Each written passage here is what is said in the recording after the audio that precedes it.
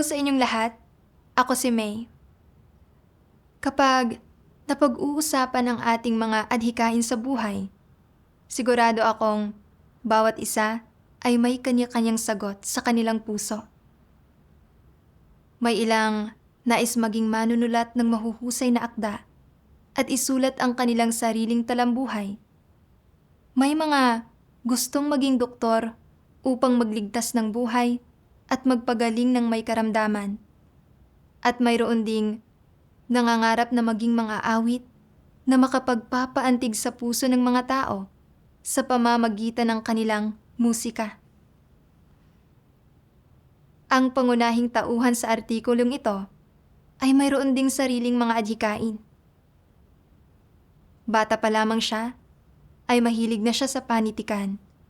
At nang siya ay lumaki, ay pinangarap niyang maging isang henyo sa larangan ito na nag-uumapaw sa talento. Pagkaraan niyang magsimulang manampalataya sa Diyos, siya ay nagkaroon ng tungkuling batay sa teksto, gaya ng kanyang ninanais. Ngunit, para sa kanya, ang gawaing ginagawa niya ay tila maliit at walang halaga. Ang agwat sa pagitan ng kanyang mga adhikain at ng realidad ay nagdulot sa kanya ng pag-aalala at dalamhati at hindi niya makayang payapain ang kanyang puso at ialay ang sarili sa kanyang tungkulin. Nang maglaon, paano niya binitiwan ang kanyang mga adhikain at natutuhang tanggapin ang kanyang tungkulin? Halina't pakinggan natin ang kanyang kwento.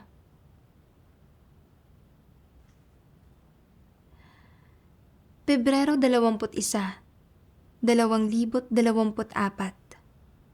Maaraw. Ngayon, bigla akong pinadalhan ng superbisor ng gawaing nakabatay sa teksto ng isang mensahe. Sa mga araw na ito, bakit hindi ka maglaan ng ilang oras para magsulat ng isang script? Pagkatapos, tingnan natin kung maaari kang sanayin para gampanan ang mga tungkulin ng pagsusulat ng script. Nang makita ko ang mensaheng ito, nakaramdam ako ng di mapigilang kasiyahan. Libangan ko ang pagsusulat. Kung magagampanan ko ang mga tungkulin ng pagsusulat ng script, makakamit ko ang pangarap kong maging isang manunulat. Higit pa rito, ang lahat ng mga scriptwriter ay mga taong may lalim at may mga ideya na kayang makuha ang respeto ng kanilang mga kapatid. Ngayong mayroon na akong pagkakataon na gumampan ng mga tungkulin ng pagsusulat ng script, dapat ko itong pahalagahan at panghawakan. Pebrero 24, 2024. Maulap. Mahamog at maulap sa labas. Nakapatong ang isang pisngi ko sa isang kamay at patuloy kong iginagalaw ang mouse sa kabila habang nakatitig ng mabuti sa screen ng computer. Gayunpaman, libu-libong milya ang layo ng isipan ko. Ibinigay ko ang test script sa supervisor. Isang araw na ang nakaraan at hindi ko alam kung kailan darating ang sagot. Bigla, may tumunog na notification. Isa itong voice message na ipinadala ng supervisor. Nabasa ko na ang iyong test script. Mayroon pa ring marami-raming kakulangan. Sa ngayon, siguro maaari ka munang magsanay sa pagsasala ng mga artikulo. Hindi ito ang nais kong resulta. Sa aking mga kuro-kuro, naniniwala ako na ang gampanin ng pagsasala ng mga artikulo ay walang anumang teknikal na nilalaman at sa paggawa ng gampaning ito sa halip na pagsusulat ng script, hindi ko lubos na maipapakita ang mga talento ko at hindi ako mapapahalagahan ng iba. Gayunpaman, anuman ang mangyari, isa pa rin itong tungkuling may kaugnayan sa teksto. Nagtatalo ang kalooban at naguguluhan. Tinanggap ko ito. Marso 6, 2024. Maaraw. Nahaharap sa maraming naipong artikulo. Bagamat binabasa ko ang mga ito, patuloy kong binabalikan sa aking isip ang sinabi ng supervisor. Mayroon man lang ba siyang plano na kuhanin ako para magsulat ng mga script? Inisip ba niya na dahil matagal na akong hindi nakagawa ng mga tungkuling nakabatay sa teksto, hiniling niyang salain ko muna ang mga artikulo para magamit ko ang pagkakataong ito para sangkapan ang sarili ko ng katotohanan? Pagkatapos, naalala ko ang masasayang oras noong nagsusulat pa ako ng mga script. Bagamat nakakapagod ang paggawa ng tungkuling iyon, ang bawat araw ay makabuluhan. Sa paggabay ng leader, mabilis akong umunlad sa aking mga profesional na kasanayan at madalas akong nakikipag-ugnayan at nakikipag-usap sa mga leader at direktor tungkol sa mga problema. Talagang iginalang ako ng lahat. Pero ngayon, ang nagagawa ko lang ay ang mga nakakabagot at di napapansing gawain ng pagsasala ng mga artikulo. Kapag tinatanong ako ng mga kapatid na kakilala ko kung anong tungkulin ang ginagampanan ko, ni hindi ko alam kung paano ko ito sasabihin sa kanila. Pakiramdam ko na bagamat ginagampanan ko ang mga tungkuling nakabatay sa teksto, kaunting pag-aayos lang sa gilid ang ginagawa ko. Hindi ko nararamdaman kahit kaunti na karapat-dapat sa tawag nito ang ginagawa ko. Hindi ko alam kung kailan ako magkakaroon ng pagkakataon na magsulat ng mga script. Habang lalo ko itong iniisip, lalo akong nagiging negatibo at hindi ko na kayang ipagpatuloy ang pagbabasa ng mga artikulong hawak ko. Pagkatapos, naghanap ako ng mga salita ng Diyos para basahin. Sabi ng makapangyarihang Diyos, para sa lahat ng gumaganap ng tungkulin, gaano man kalalim o kababaw ang kanilang pagkaunawa sa katotohanan, ang pinakasimpleng paraan para isagawa ang pagpasok sa katotohanang realidad ay ang isipin ang mga interes ng sambahayan ng Diyos sa lahat ng bagay at bitiwan ang kanilang mga makasariling pagnanais, mga personal na intensyon, mga motibo, pagmamalaki, at katayuan. Unahin ang mga interes ng sambahayan ng Diyos.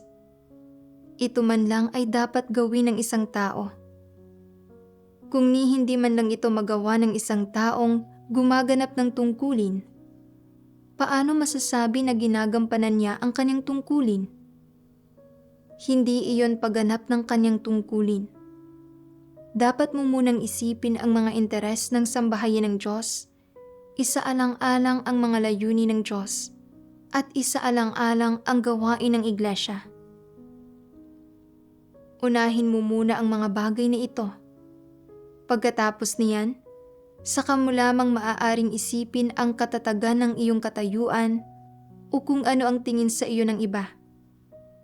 Hindi ba ninyo nararamdaman na mas dumadali ito ng kaunti kapag hinahati ninyo ito sa 2 hakbang at gumagawa kayo ng ilang kompromiso? Kung magsasagawa ka ng ganito sa maikling panahon, madarama mo na hindi naman pala mahirap na bigyang kasiyahan ang Diyos. Bukod pa riyan, dapat mong magawang tuparin ang iyong mga responsibilidad, gampanan ang iyong mga obligasyon at ang iyong tungkulin, at isantabi ang iyong mga makasariling pagnanais, intensyon, at motibo. Dapat kang magpakita ng pagsasaalang-alang sa mga layunin ng Diyos at unahin ang mga interes ng sambahayan ng Diyos, ang gawain ng iglesia, at ang tungkulin na dapat mong gampanan. Pagkatapos danasin ito sa sandaling panahon, madarama mo na magandang umasal sa ganitong paraan. Ito ay pamumuhay ng prangka at tapat at hindi pagiging isang mababang uri at kasuklam-suklam na tao. Pamumuhay ito ng makatarungan at marangal sa halip na pagiging kasuklam-suklam, mababang uri at walang silbi. Madarama mo na ganito dapat kumilos ang isang tao at ito ang wangis na dapat niyang isabuhay. Unti-unti, mababawasan ang pagnanais mong bigyang kasiyahan ang sarili mong mga interes.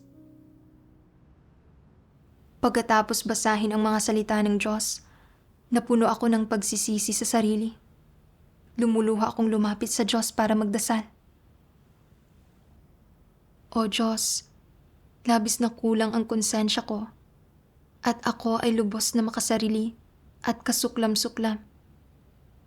Ang pagbibigay sa akin ng iglesia ng pagkakataong gampanan man lang ang mga tungkuling nakabatay sa teksto ay ang pagtataas mo sa akin. Pero nanatili akong hindi nakokontento. Palaging isinasaalang-alang ang sarili kong reputasyon at katayuan. Sa panlabas, gusto kong pagbutihin ang mga profesional na kasanayan ko at magkaroon ng mas mahusay na pagsasanay. Pero ang mga layunin sa likod nito ay pawang tungkol sa sarili kong reputasyon at katayuan.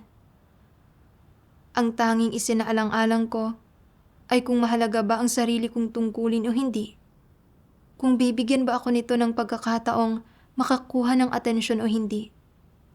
At kung magagamit ko ba ito para makuha ang respeto ng iba.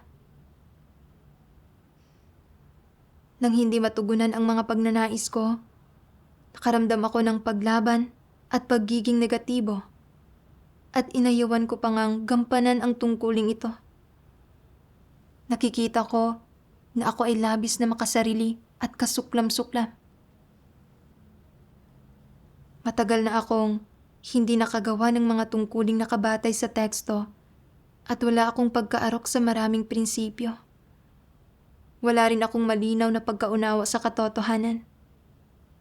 Kung talagang hilingin sa akin na magpunta at magsulat ng mga script, hindi ko kakayanin ang trabaho. Ang nararapat na pagsasaayos ay para magsanay muna ako sa pagsasalat ng mga artikulo. Pero nakaramdam pa rin ako ng paglaban dito. Talagang wala ako sa katinoan. O Diyos, naging labis na mapaghimagsik ako. Hindi ko na nais isaalang-alang ang sarili kong mga interes. Handa akong magpasakop sa mga pagsasaayos ng iglesia at gampanan ng maayos ang kasalukuyan kong tungkulin. Pagkatapos kong magdasal, mas narelax ako at hindi na nagulo o nalimitahan ang puso ko ng bagay na ito. Nang muli akong magbasa ng mga artikulo, napakalma ko ang puso ko. Marso 19, 2024. Maulap. Halos isang buwan ko nang ginagampanan ang mga tungkuling nakabatay sa teksto at nakakita ako ng kaunting problema sa mga artikulong nabasa ko. Ang ilan sa mga artikulong sinala at pinili ko ay nagawa na ng mga video. Napakasaya ko at may pananalig ako na magagampanan ko ng maayos ang tungkuling ito. Naalala ko na 2 araw na ang nakalipas, sinabi ng supervisor na ngayon, kulang ang iglesia ng mga scriptwriter. Kung interesado kayo, maaari kayong magsanay ng pagsusulat ng mga script. Nag-iwan sa akin ng isang malaking impresyon ang mga salitang iyon. Mukhang may pag-asa pa rin akong makapagsulat ng mga script. Bagamat katamtaman lang ang kakayahan ko, hanggat sinasangkapan ko ang sarili ko ng maraming katotohanan, unti-unti rin akong huhusay. Dahil dito, talagang inaabangan ko ang bawat sesyon ng pag-aaral ng pangkat. Sa ganitong paraan, mas marami pa akong matututuhang mga prinsipyo at mapagbubuti ko pa ang mga profesional kong kasanayan. Pagkalipas ng mahabang panahon, posible pa ngang maiangat ako para magsulat ng mga script. Ngayon ay araw ng pag-aaral ng pangkat. Tulad ng nakasanayan, maaga akong gumising. Pero bago magsimula ang sesyon ng pag-aaral, sinabi sa akin ng supervisor na maaari kang dumalo kung nais mo ayon sa sarili mong schedule, pero ayos lang kung hindi. Bigla, nakaramdam ako ng kaunting pagkailang. Bakit hindi niya hiniling sa aking mag-aral? Hindi ba't nabanggit niya sa akin ang tungkol sa pagsasanay sa pagsusulat ng mga script? Mukhang wala talagang plano ang supervisor na linangin ako. Makalipas ang ilang panahon, nagkaroon ng hindi inaasahang pangyayari sa dalawang ibang sister na nagsusulat ng mga script. Sinabi ng supervisor na wala ang lahat dito ngayon. Pag-aralan na lang natin ito bukas. Pinilit ko ang sarili kong manatiling kalmado habang sumasagot ako. Okay. Pagkatapos kong mag-offline, nakatulala ako ng matagal. Pakiramdam ko ay tuluyan ang nawasak ang pangarap kong magkaroon ng pagkakataong magsulat ng mga script. Inisip ba ng supervisor na hindi ako karapat-dapat sa paglilinang at hindi sapat ang kakayahan ko para magsulat ng mga script? Bakit parang hindi naman talaga mahalaga kung dumalo ako sa sesyon ng pag-aaral ng pangkat o hindi? Sobrang bagsak ng emosyon ko ngayon. Hindi ako makahanap ng lakas sa anumang ginagawa ko at labis na hindi ako naging epektibo sa paggawa ng tungkulin ko. Kadalasan, nakakabasa ako ng 100 artikulo o higit pa sa isang araw. Pero ngayon, kaunti lang ang nabasa ko. Labis ding naguluhan ang pag-iisip ko at ayaw ko ng pagsikapang isipin ang mga problemang hindi ko naman nauunawaan. Nais ko na lang umiyak. Tumulo ang mga luha ko nang hindi ko mapigilan. Sa puso ko, sinabi ko sa Diyos na, O Diyos, gusto kong magsanay kung paano magsulat ng mga script at gawin ang aking bahagi. Gaano man ako kailangang magdusa, ayos lang. Bakit ba hindi ako kailanman iniangat? O Diyos, hindi ko nauunawaan ang iyong layunin. Marso 20, 2024. Maaraw. Ang awit ng madaling araw sa labas ng aking bintana ang gumising sa akin mula sa aking mga panaginip. Tulad ng dati, binuksan ko ang aking telepono at binasa ang mga salita ng Diyos. Sabi ng makapangyarihang Diyos, ano ang inyong mga prinsipyo sa inyong pag-asal? Dapat kayong umasal ayon sa inyong posisyon. Hanapin ang tamang lugar para sa inyo at gawin ng mabuti ang tungkulin na nararapat ninyong gampanan. Ito lamang ang taong may katwiran. Bilang halimbawa, may mga taong mahuhusay sa mga partikular na propesyonal na kasanayan at may pagkaunawa sa mga prinsipyo at dapat nilang akuin ang responsibilidad at gawin ang panghuling pagsusuri sa larangang iyon. May mga taong makapagbibigay ng mga ideya at malilinaw na pagkaunawa, nagiging inspirasyon sa iba at tinutulungan silang mapabuti ang paggampan ng kanilang mga tungkulin. Sa gayon, ay dapat silang magbigay ng mga ideya. Kung matatagpuan mo ang tamang lugar para sa iyo at makagagawa ng tugma sa iyong mga kapatid, magiging pagtupad mo iyon sa iyong tungkulin. Ito ang ibig sabihin ng pag-asal ng ayon sa posisyon mo. Sa umpisa, maaaring makapagbigay ka lamang ng ilang ideya, ngunit kung susubukan mong magbigay ng iba pang mga bagay, at sa huli ay nagsisikap ng mabuti na gawin ito, ngunit hindi pa rin magawa. At pagkaraan, kapag ibinibigay ng iba ang mga bagay na iyon, hindi ka komportable at hindi nais makinig, at ang iyong puso ay nasasaktan at napipigilan, at nagrereklamo ka tungkol sa Diyos, at sinasabing ang Diyos ay hindi matuwid. Ito ay ambisyon. Anong disposisyon ang nagiging sanhi ng ambisyon sa isang tao? Ang mapagmataas na disposisyon ang nagiging sanhi ng ambisyon.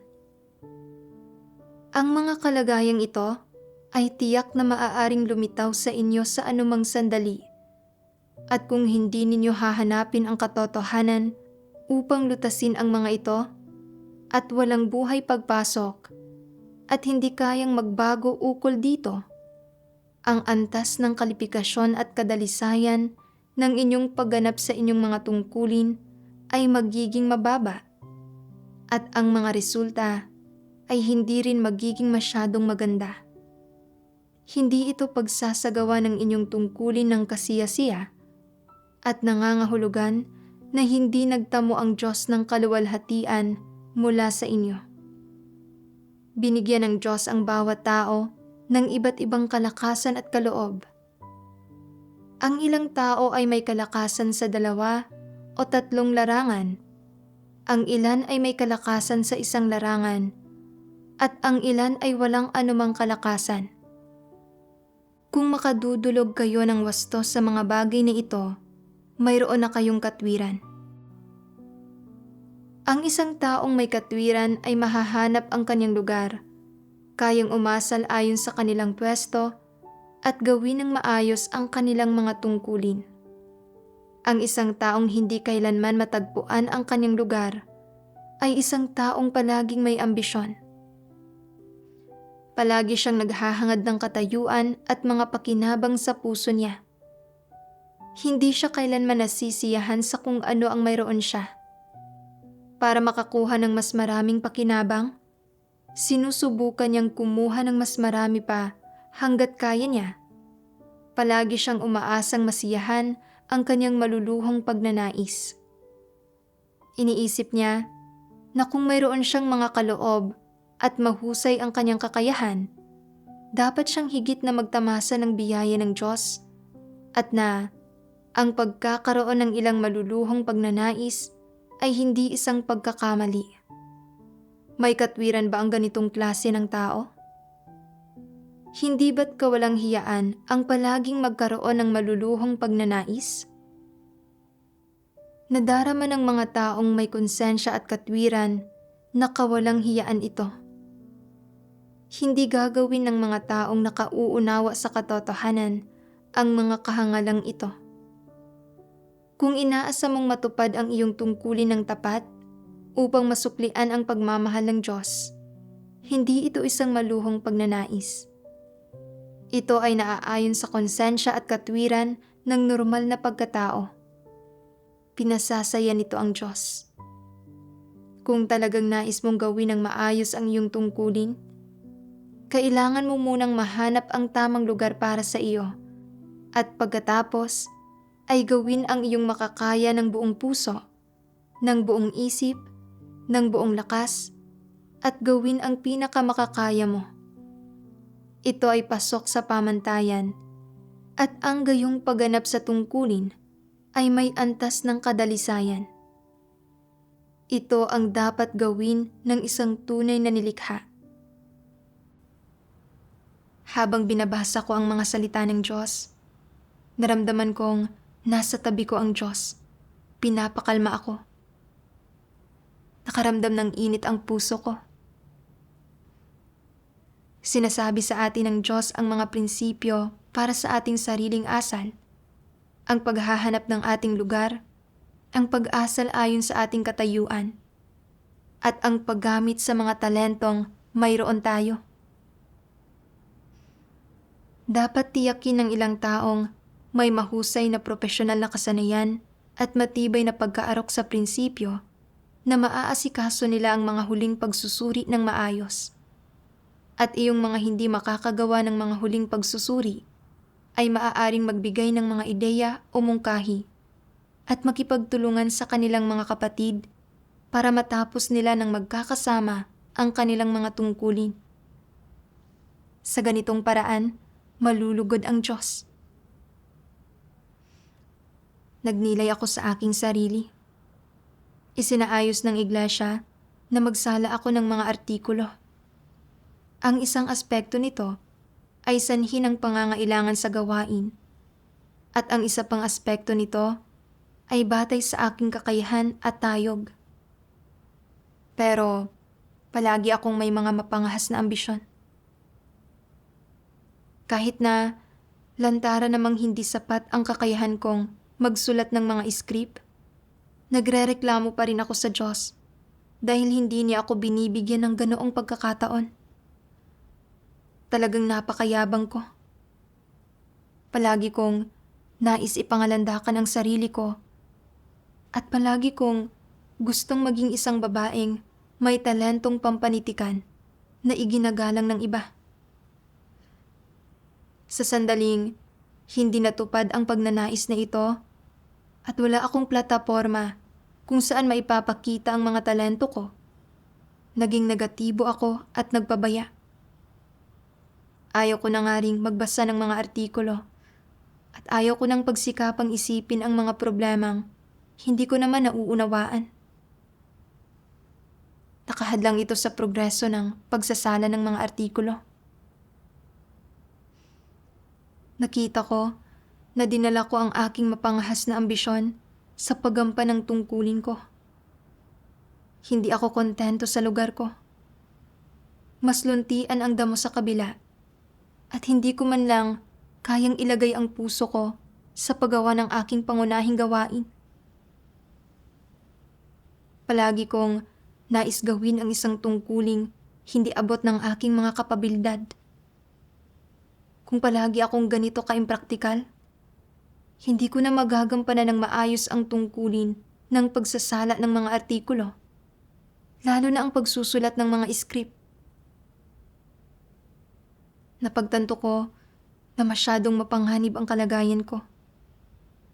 Kung hindi ko ito agad malulutas, mabubunyag at matitiwalag ako anumang oras. Marso 24, 2024. Maulap. Alam kong ang pinakamatinding kahinaan ko ay ang reputasyon at katayuan, pero kailanman ay hindi ko pinagsikapang lutasin ang isyong ito.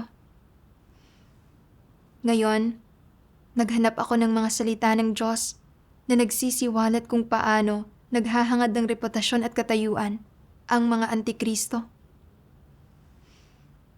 Binasa ko ang mga salitang ito ng Diyos. Kumpara sa mga normal na tao, mas matindi ang pagmamahal ng mga antikristo sa kanilang reputasyon at katayuan, at isa itong bagay na nakapaloob sa kanilang disposisyong diwa.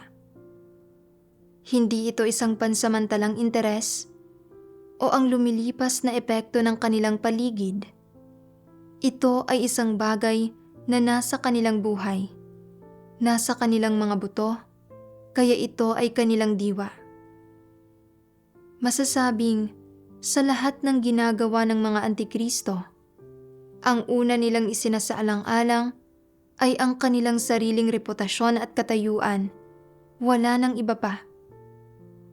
Para sa mga antikristo, ang reputasyon at katayuan ang kanilang buhay at ang kanilang panghabang buhay na layon. Sa lahat ng kanilang ginagawa, ang una nilang isinasaalang-alang ay, ano ang mangyayari sa aking katayuan at sa aking reputasyon? Ang paggawa ba nito ay magbibigay sa akin ng magandang reputasyon? Itataas ba nito ang aking katayuan sa isipan ng mga tao? Iyon ang unang bagay na kanilang iniisip, na sapat na patunay na mayroon silang disposisyon at diwa ng mga antikristo. Iyon ang dahilan kaya kinokonsidera nila ang mga bagay sa ganitong paraan. Maaaring sabihin na para sa mga antikristo, ang reputasyon at katayuan ay hindi kung anong karagdagang hinihingi lamang, lalong hindi mga bagay na panlabas sa kanila na makakaya nila kahit wala ang mga ito. Bahagi ang mga iyon ng kalikasan ng mga antikristo. Iyon ay nasa kanilang mga buto, sa kanilang dugo. Ang mga iyon ay likas sa kanila. Hindi masasabing ang mga antikristo ay walang pakialam kung sila ba ay nagtataglay ng reputasyon at katayuan. Hindi ganito ang kanilang saloobin. Kung gayon, ano ang kanilang saloobin? Ang reputasyon at katayuan ay malapit na nauugnay sa kanilang pang-araw-araw na buhay, sa kanilang pang-araw-araw na kalagayan, sa kung ano ang kanilang hinahangad sa araw-araw. Kung kaya't, para sa mga antikristo, ang katayuan at reputasyon ang buhay nila. Paano man sila mabuhay, anuman ang kapaligiran na tinitirhan nila, anuman ang gawain na kanilang ginagawa, anuman ang kanilang hinahangad, anuman ang kanilang mga layon, anuman ang direksyon ng kanilang buhay, umiikot ang lahat ng ito sa pagkakaroon ng magandang reputasyon at mataas na katayuan. At hindi nagbabago ang pakay na ito. Hinding-hindi nila kayang isantabi ang gayong mga bagay. Ito ang totoong mukha ng mga antikristo at ang kanilang diwa. Maaari mo silang ilagay sa isang sinaunang gubat sa pusod ng kabundukan at hindi pa rin nila isasantabi ang paghahangad nila sa reputasyon at katayuan. Maaari mo silang ilagay sa gitna ng anumang grupo ng mga tao at ang pawang maiisip nila ay reputasyon at katayuan pa rin. Kahit na naniniwala rin sa Diyos ang mga antikristo, itinuturing nila ang paghahangad sa reputasyon at katayuan bilang katumbas ng pananalig sa Diyos at tinatrato ang dalawang bagay ni ito ng magkapantay. Ibig sabihin, habang tinatahak nila ang landas ng pananalig sa Diyos, hinahangad din nila ang kanilang sariling reputasyon at katayuan. Masasabi na sa puso ng mga antikristo, ang paghahangad sa katotohanan sa kanilang pananalig sa Diyos ay ang paghahangad sa reputasyon at katayuan, at ang paghahangad sa reputasyon at katayuan ay ang paghahangad din sa katotohanan. Ang magkamit ng reputasyon at katayuan ay ang makamit ang katotohanan at buhay. Kung nararamdaman nila na wala silang kasikatan, pakinabang, o katayuan, na walang tumitingala sa kanila, nagpapahalaga sa kanila, o sumusunod sa kanila, bigong-bigo sila, naniniwala silang wala nang saysay pang maniwala sa Diyos, wala na itong kabuluhan, at sinasabi nila sa kanilang sarili na, bigo ba ang gayong pananalig sa Diyos? Hindi ba't wala na akong pag-asa? Madalas na kinakalkula nila ang gayong mga bagay sa kanilang puso. Kinakalkula nila kung paano sila makalilikha ng sariling puwang sa sambahayan ng Diyos, kung paano sila maaaring magkaroon ng matayog na reputasyon sa iglesia, kung paano nila mapapakinig ang mga tao kapag nagsasalita sila, at mapapasuporta sa kanila kapag kumikilos sila, kung paano nila mapapasunod sa kanila ang mga tao nasaan man sila, at kung paano sila magkakaroon ng maimpluwensyang tinig sa iglesia at ng kasikatan, pakinabang, at katayuan. Talagang pinagtutuunan nila ang gayong mga bagay sa puso nila. Ang mga ito ang hinahangad ng gayong mga tao. Bakit palagi silang nag-iisip ng ganoong mga bagay? Matapos basahin ang mga salita ng Diyos, matapos marinig ang mga sermon, hindi ba talaga nila nauunawaan ang lahat ng ito? Hindi ba talaga nila nagagawang makilala ang lahat ng ito? Talaga bang hindi kayang baguhin ng mga salita ng Diyos at ng katotohanan ang kanilang mga kuro-kuro, ideya at opinyon? Hindi talaga iyon ang kaso. Ang problema ay nasa kanila. Ito ay lubos na dahil hindi nila minamahal ang katotohanan. Dahil sa puso nila, tutol sila sa katotohanan. At bilang resulta, lubos nilang hindi tinatanggap ang katotohanan na siyang natutukoy ng kanilang kalikasang diwa. Sinabi ng Diyos na sa mga Antikristo, ang nananalaytay sa kanilang mga buto at sa kanilang dugo ay ang pagpapahalaga sa reputasyon at katayuan. Sa lahat ng kanilang ginagawa, ang unang isinasaalang-alang nila ay ang kanilang sariling reputasyon at katayuan at kung paano kikilos para sundan at igalang sila ng mga tao. Sa sandaling hindi na nila makamtan ang reputasyon at katayuan, para bang ninakawan sila ng kanilang mismong buhay at pakiramdam nila ay parang wala ng kabuluhan ang buhay. Ang paghahangad ko ay katulad ng sa isang Antikristo. Naalala ko ang isang makatang babae na sinamba ko noong ako ay nasa paaralan. Inakala ko nakaunti lamang ang mga makatang babae na may talento noong sinaunang panahon at naisip ko na kung mas bihira ang isang bagay, mas madali itong hangaan. Nais ko ring makamit ang isang bagay sa hinaharap. Ayaw kong maging isang hamak na walang pangalang tao. Itinuring ko ang mga batas sa pananatiling buhay na itinanim sa akin ni Satanas, tulad ng mamuhay bilang bayani sa gitna ng mga tao at mamatay bilang magiting na espiritu sa gitna ng mga multo. At nagsusumikap ang tao na umangat, dumadaloy ang tubig pababa bilang matatalinong kasabihan. Noong nasa paaralan pa ako, nag-aral ako ng mabuti para makapasok ako sa komite ng klase. Pagkatapos ng klase, nang makauwi na ang ibang kaklase ko, nanatili ako sa silid-aralan para bantayan ang ilan sa aking mga kaklase habang tinatapos nila ang kanilang mga takdang aralin. Sa huli, pinahalagahan ako ng guro. Sa totoo lang, hindi naman pinakamataas ang grado ko sa klase. Pero para mangibabaw ako sa mga kaklase ko, palagi akong nagpapasikat sa harap ng guro sa halip na mag-aral ng masigasig at pag-aralan ang iba't ibang asignatura. Sa huli, bagamat nakapasok ako sa komite ng klase, isa lang itong walang saysay na titulo. Gayunpaman, hindi pa rin ako nagsawa sa kasiyahang dulot sa akin ng ningning ng katayuan.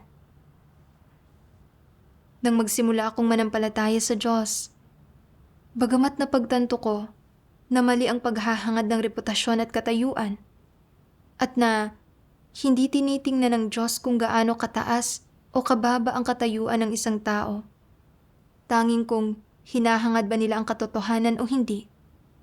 Sa puso ko, hindi ko pa rin mabitawan ang pagkauhaw ko sa reputasyon at katayuan at labis kong pinahalagahan kung binibigyang halaga at iginagalang ba ng iba ang tungkulin ko. Kung isa itong hindi kapansin-pansing tungkulin, labis akong magdurusa at hindi ako magkakaroon ng interes sa anumang gawin ko. Katulad lang ito ng paraan kung paano ako itinaas ng Diyos para gawin ang mga tungkuling ito na nakabatay sa teksto. Pero pakiramdam ko ay hindi kasing halaga ng pagsusulat ng mga script ang pagsasala ng mga artikulo. Kung kaya, sa puso ko ay minaliit ko ang tungkuling ito at palagi kong gustong magsulat ng mga script. Mula sa isang kaswal na pahayag na ginawa ng supervisor, naramdaman kong tila walang anumang layunin ang supervisor na linangin ako at nakaramdam ako ng matinding kalungkutan. Wala akong lakas para gumawa ng kahit ano. Humina rin ang kahusayan ko sa pagsasala ng mga artikulo na nakaapekto sa pag-usad ng pagsusumite ng artikulo. Nakita kong iginapos ako ng napakahigpit ng mga kaisipan at pananaw ni Satanas. Ang totoo, kailangan nating maunawaan ang ilang katotohanan at maarok ang ilang prinsipyo para sumala ng mga artikulo. Kung hindi natin masusukat kung aling mga artikulo ang may halaga at nakakapagpalago. Kung napakalma ko sana ang puso ko at masusing na pag-isipan ang mga katotohanang tinatalakay ng bawat artikulo, marami sana akong nakamit pagkatapos ng ilang panahon. Gayunpaman, hindi ko napagtanto kung gaano kalaki ang pabor na ipinakita sa akin. Hindi ko hinanap ang mga katotohanang prinsipyo na dapat kong pasukin sa tungkuling ito para magsikap na magkaroon ng pag-usad. Sa halip, mali ang pagkaunawa ko sa Diyos at nagreklamo ako na hindi ako binigyan ng Diyos ng pagkakataon para magsanay. Masyadong sarado ang isip ko sa katwiran. Kung hindi ko pinagtutuunan ang paghahangad ng katotohanan, kahit na pinayagan akong magsulat ng mga script at nasiyahan ang aking pride, hindi ko pa rin magagawang makapagsulat ng magaganda dahil wala akong anumang katotohanang realidad. Sa pamamagitan ng pagninilay, napagtanto ko na ang totoo, nais ko lang magsulat ng mga script para makamit ang mga personal kong adhikain at layon. Itinuring ko ang paggampan sa aking tungkulin bilang isang tuntungan para makamit ko ang aking mga adhikain. Binasa ko ang mga salita ng Diyos.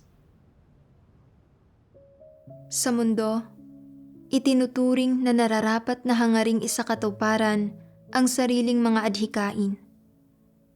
Anumang adhikain ang hinahangad mo, ayos lang basta't legal ang mga ito at hindi lumalabag sa anumang moral na limitasyon. Walang sino man ang kumukwestiyon sa anuman at hindi ka maiipit sa mga usapin ng kung ano ang tama o mali.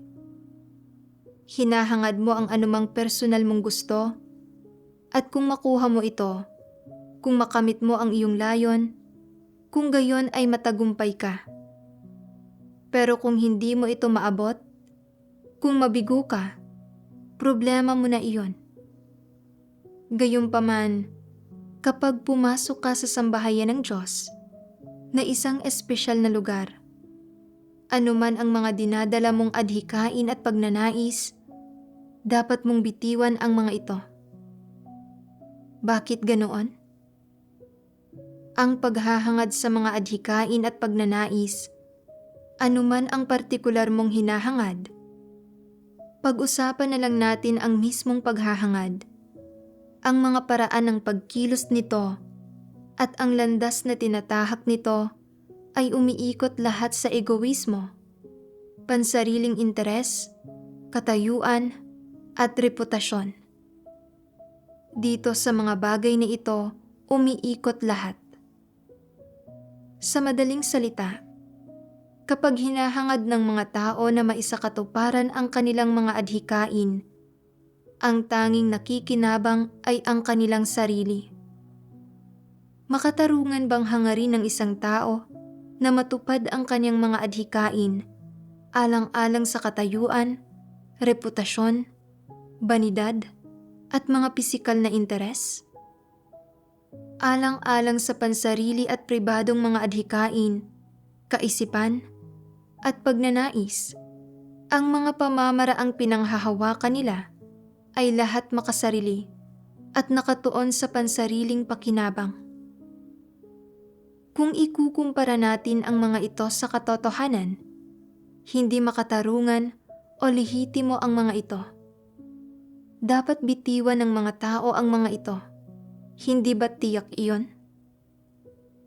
Ang iglesia, ang sambahayan ng Diyos, ay isang lugar kung saan isinasakatuparan ang kalooban ng Diyos, ipinoproklama ang kanyang salita, pinatototohanan siya, at nakatatanggap ng paglilinis at kaligtasan ang mga hinirang niya. Gayong klase ng lugar ito. Sa isang lugar na gaya nito, mayroon bang anumang gampanin o proyekto, kahit ano pa man ito, na naaayon sa katuparan ng mga pansariling adhikain at pagnanais? Walang gawain o proyekto ang tumutugon sa layo ng pagtupad sa mga personal na adhikain at pagnanais. Wala ring umiiral na anumang aspekto ng mga ito para sa pagsasakatuparan ng mga pansariling adhikain at pagnanais. Kaya, dapat bang umiral sa sambahayan ng Diyos ang pansariling adhikain at pagnanais? Hindi dapat. Dahil sumasalungat ang mga pansariling adhikain at pagnanais sa anumang gawain na nais gawin ng Diyos sa iglesia.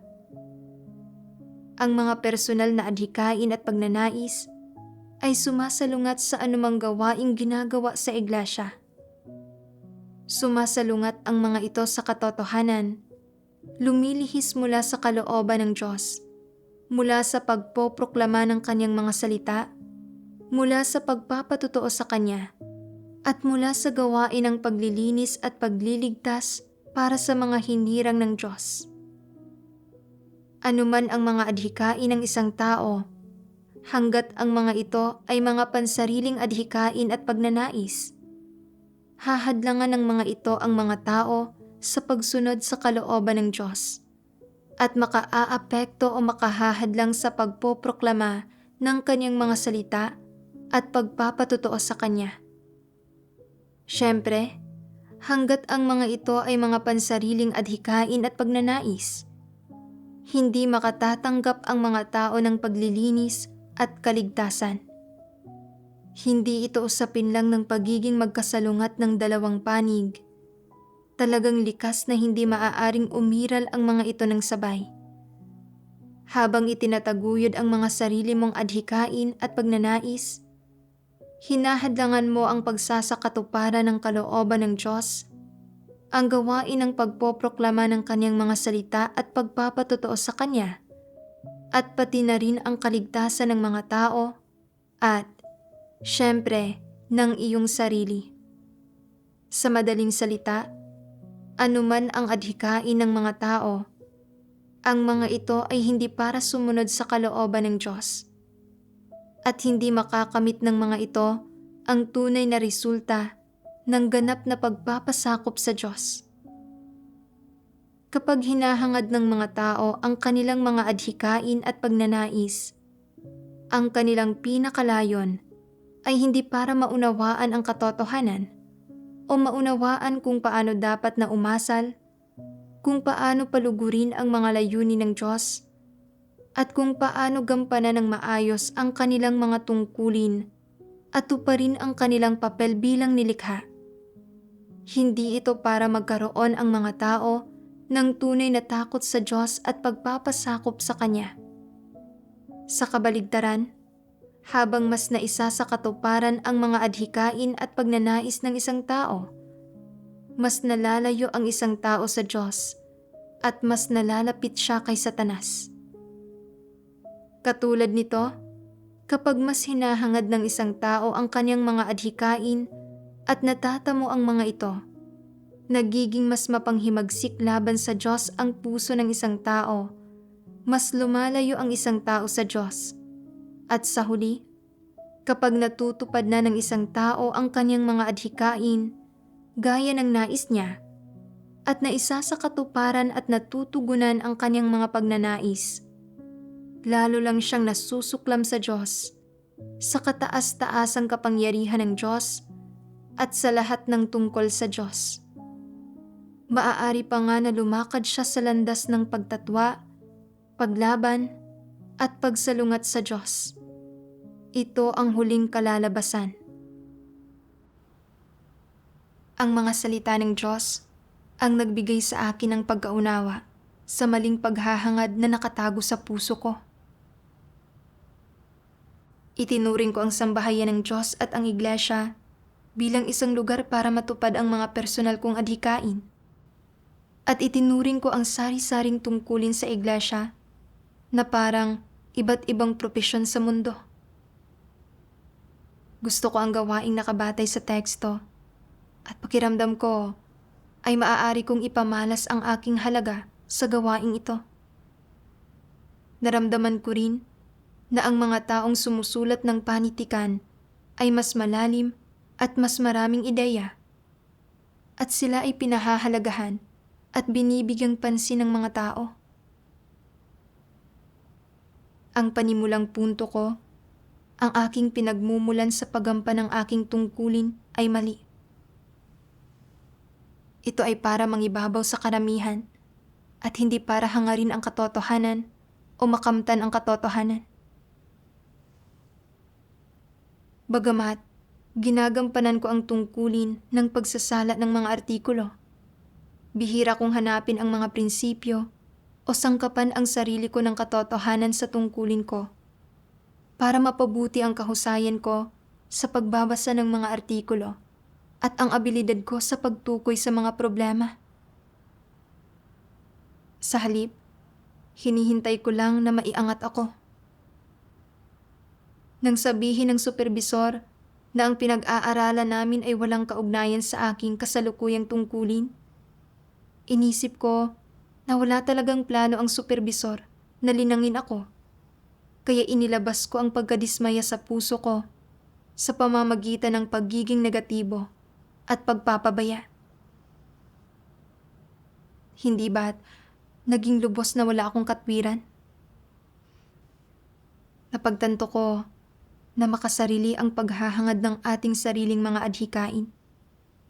Hindi ito magkakaroon ng anumang epekto sa pagsusulong ng ating tungkulin at makakahadlang pa ito sa gawain ng iglesia. Sa totoo lang, katamtaman lang ang kakayahan ko at medyo kulang ang mga kasanayan ko sa wika. Ang pinakamahalaga, hindi ko lubusang nauunawaan ang maraming katotohanan at sadyang hindi ako pasok sa pagsusulat ng mga script. Nararapat lamang na isaayos na magsala ako ng mga artikulo. Pinayagan ako ng iglesia na magsanay sa mga tungkuling nakabatay sa teksto. Gayunpaman, hindi ako kontento sa posisyon at mali pa ang pagkaunawa ko sa Diyos. Tunay talagang wala akong katwiran. Gaya ng sinasabi ng Diyos, anuman ang mga adhikain ng isang tao, hanggat ang mga ito ay mga pansariling adhikain at pagnanais, hahadlangan ng mga ito ang mga tao sa pagsunod sa kalooban ng Diyos at makaaapekto o makahahadlang sa pagpoproklama ng kanyang mga salita at pagpapatotoo sa kanya. Siyempre, hanggat ang mga ito ay mga pansariling adhikain at pagnanais, hindi makatatanggap ang mga tao ng paglilinis at kaligtasan. Ngayon, mas maliwanag ang puso ko at nauunawaan ko kung bakit hinihiling ng Diyos na bitawan ng mga tao ang kanilang mga adhikain. Sa totoo lang, ang iglesia ay isang lugar kung saan isinasakatuparan ang kalooban ng Diyos. Isa itong lugar kung saan maaaring maghangad ng katotohanan ang mga tao, maging malinis, at magkamit ng kaligtasan. Gayunpaman, ang landas na tinaha ko ay taliwas sa layunin ng Diyos. Sa panahong ito, pinag-isipan ko kung paano ko makakamit ang mga adhikain ko araw-araw at naging labis akong sensitibo. Kahit ang isang kaswal na salita na sinabi ng iba ay nakakaapekto sa kalagayan ko habang ginagampanan ko ang aking tungkulin at buong araw na balisa ang puso at isip ko. Bagamat hindi ako kailanman naglakas loob na magsabi ng anumang reklamo tungkol sa Diyos, nilabanan ko ang Diyos sa puso ko at napakalayo ng ugnayan ko sa Diyos. Isa talaga itong uri ng tahimik na pagtutol. Nilalabanan ko ang Diyos at naghihimagsik ako laban sa Diyos. Patuloy kong hinangad ang katuparan ng aking mga adhikain. Ito ang pananaw ng isang walang pananampalataya. Kung nagpatuloy ako sa landas na ito, hindi lamang na hindi mababago kailanman ang mga disposisyon ko, makapagdadala rin ako ng pagkagambala at pagkakagulo sa gawain ng iglesia. Kaya, ang ginagawa ko ay hindi paghahanda ng mabubuting gawa. Ito ay pag-iipon ng masasamang gawa. Nang mapagtanto ko ito, mula sa kaibuturan ng puso ko, ay handa akong bitiwan ang maluluhong pagnanais ko at gampanan ng maayos ang kasalukuyan kong tungkulin at bigyang kasiyahan ang Diyos.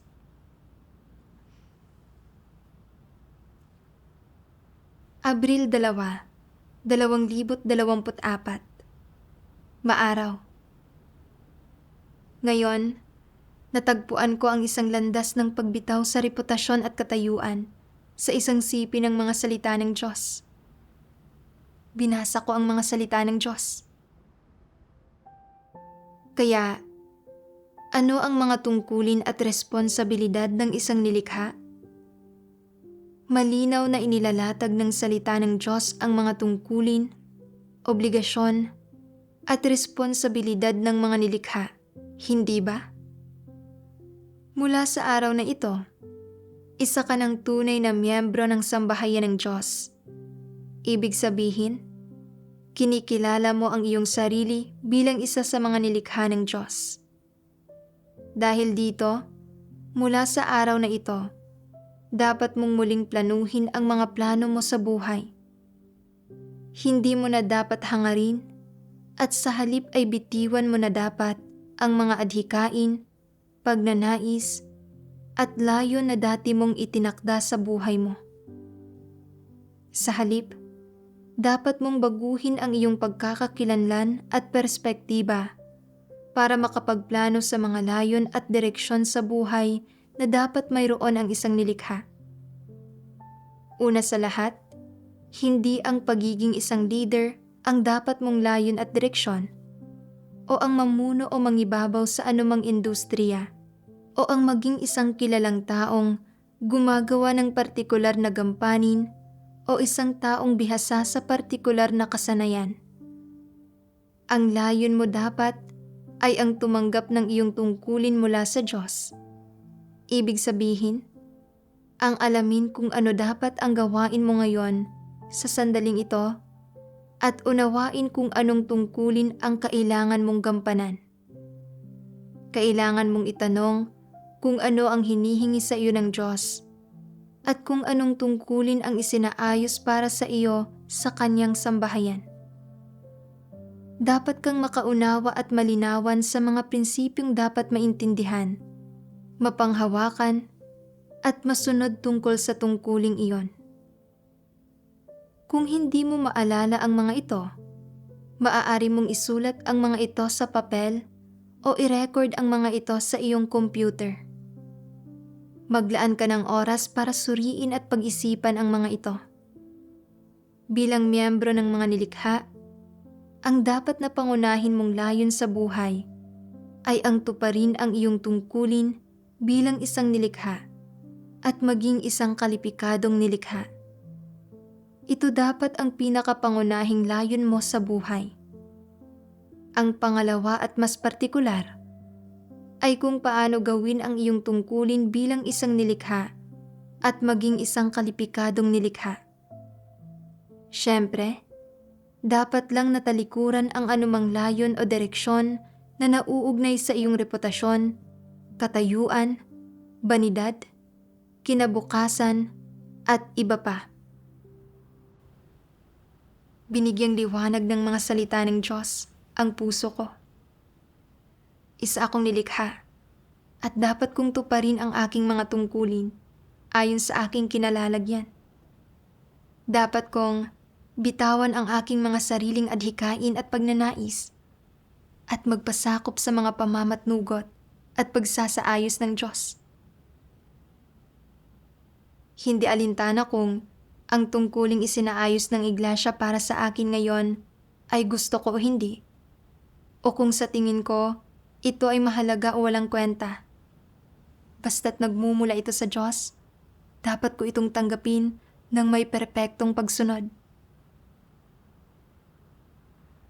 Ngayon, ako ay responsable sa pagsasala ng mga artikulo. Kaya, dapat kong piliin ang mabubuting artikulo ayon sa mga prinsipyo at pagsikapan ang mga problemang hindi ko nauunawaan para makamit ang magagandang resulta sa gampaning ito. Abril 3, 2024. Maaraw. Kamakailan, isang bagong sister ang sumapi sa aming pangkat. Nagsasanay siya para magsulat ng mga script. Muling nabahala ang puso ko. Hindi ba't sinabi ng supervisor na walang kakulangan sa mga scriptwriter? Bakit siya naghanap ng bago sa halip na iangat ako?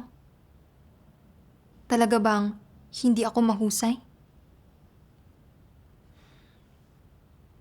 Napagtanto ko na muli akong naaapektuhan ng reputasyon at katayuan at agad akong nagdasal sa puso ko. Kahit na sino pa ang maiangat, ang kailangan kong gawin ngayon ay pagtuunan ang tungkulin ko at hindi magulo nito. Pagkatapos, naglaan ako ng oras at pagsisikap sa paghahanap ng mga prinsipyong may kaugnayan sa kung paano pumili ng magagandang artikulo at kung paano susukatin kung ang pagkaunawa sa isang artikulo ay praktikal.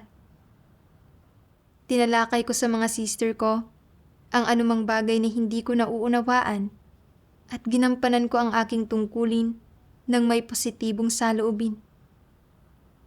Hindi na ako naghangad ng katayuan. Unti-unti, naging mas panatag ang puso ko at nagawa kong mas maibuhos pa ang isipan ko sa tungkulin ko. Naramdaman ko rin ang pamumuno ng Diyos sa paggampan ng aking tungkulin. Salamat sa Diyos. Dito nagtatapos ang artikulo. Maraming salamat sa inyong panonood at paalam.